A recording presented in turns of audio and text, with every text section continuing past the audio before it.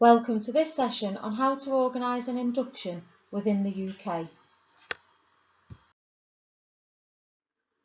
In this session we'll have a look at why do we need inductions in the business, the induction process itself and how this applies to manufacturing, and then finally look at the link of the induction process to probationary reviews. So why do we need an induction process? Creating a structured induction process is key. When colleagues go through structured inductions, retention improves by 52%, time to productivity speeds up by 60%, and overall customer satisfaction increases by 53%. Both research and conventional wisdom both suggest that colleagues get about 90 days to prove themselves in a new job. The faster new hires feel welcome and prepared for their jobs, the faster they'll be able to successfully contribute to the company's objectives. So what happens without an induction process? There could be poor integration of the colleague into the team, and this could lead to a loss of productivity or a delay in the colleague reaching their maximum levels of productivity. There could also be a failure to work to their highest potential, and eventually this could lead to the new colleague leaving. Early leaving results in additional costs for recruiting the replacement. It also results in wasted time for the inductor and can cause a lowering of morale for the remaining staff.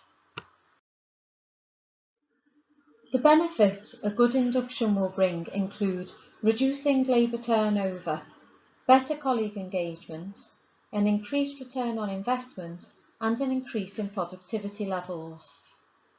It's good to remember that a good induction is one of the most important times of a colleague's life with the organisation. The induction process involves the following steps, which we'll look at in more detail. Once the job offer has been accepted, a contract and job description is sent to the colleague. HR then sends a link to a form which needs to be completed and sent to IT. For corporate, senior team leaders and line managers, an induction schedule is also attached to an email which is sent from HR. And finally, there are links to the probation process which we will look at in more detail. Once the job offer has been accepted, a contract and job description will be sent out to the colleague. HR then sends an email to the line manager. In this email is a link to a form which needs to be completed and sent to IT, and every box on the form must be completed. This is the process for requesting a phone, laptop, email address, and any other equipment that needs to be arranged. Once these have been set up, IT will email the line manager with confirmation of the colleague's password and email address. This email address and password are the single sign-on for most of the systems that the colleague will need to access.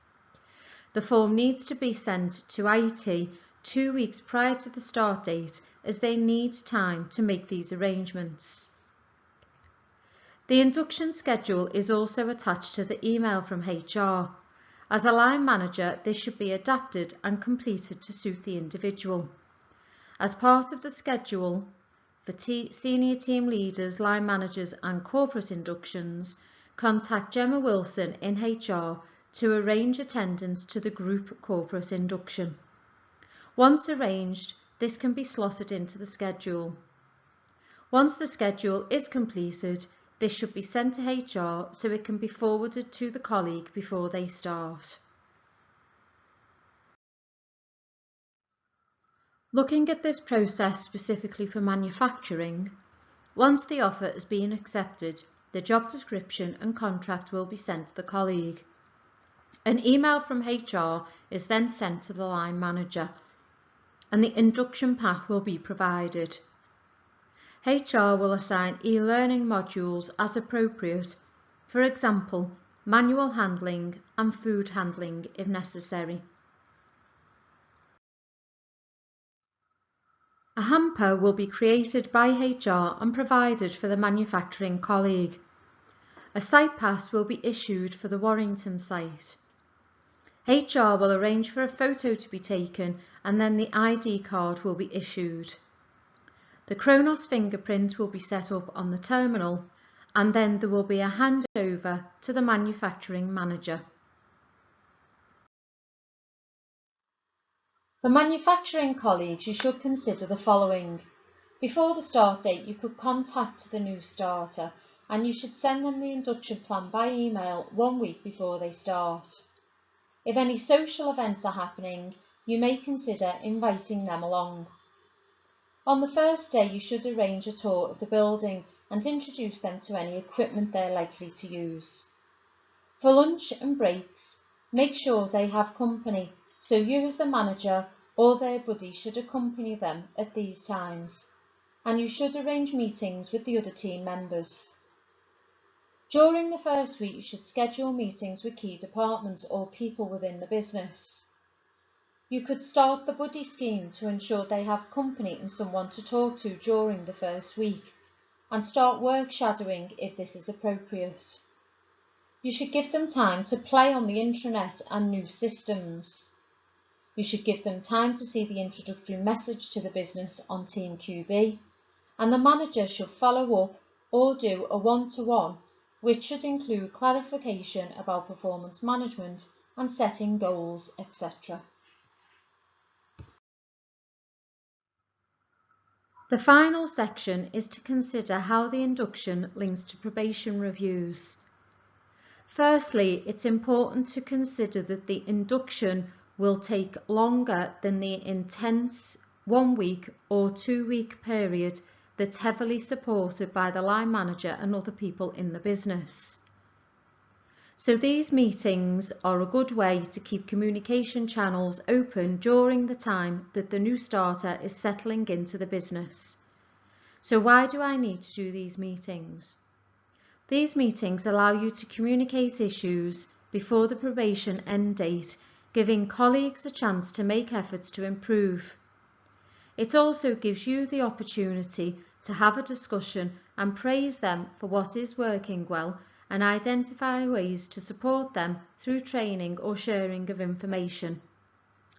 These meetings will also help when you set up KPIs and a personal development plan for your new joiner once their probation period is confirmed as past at 12 weeks.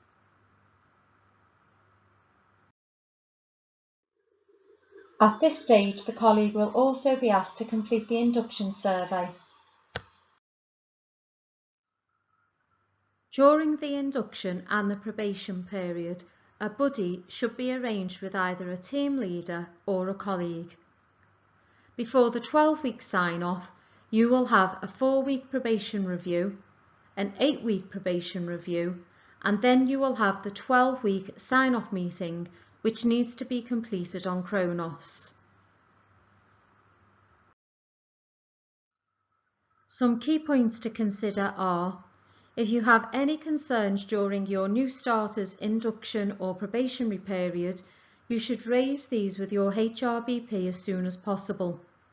This means that any interventions can be made and support can be offered to you in how to manage the induction and probationary period during this time.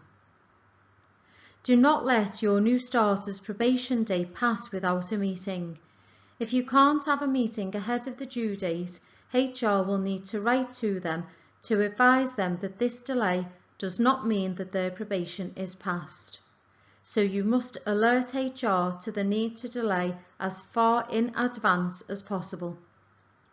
Do not let the first meeting you have with your new joiner be their 12-week sign-off meeting, and do keep a log of emails and pointers on concerns and what is working well in a Word document. This will help to facilitate the review meetings. And you should schedule your review meetings in the diary in advance so that they don't get missed. If you have any queries about organising an induction, you can contact the HR team. Thanks for watching this session on how to organise an induction within the UK.